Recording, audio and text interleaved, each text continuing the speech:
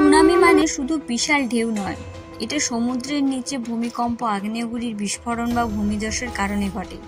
আর এই সময় সমুদ্রের জল হঠাৎ সরে গিয়ে কয়েক মিনিটের মধ্যে পাহাড় সমান ঢেউ তৈরি করে। সম্প্রতি তো রাশিয়ার কামচাটকা উপকূলে 8.8 মাত্রায় ভয়ঙ্কর ভূমিকম্প হয়, আর যার ফলে উপকূলে 4 মিটার পর্যন্ত ঢেউ আছড়ে পড়ে।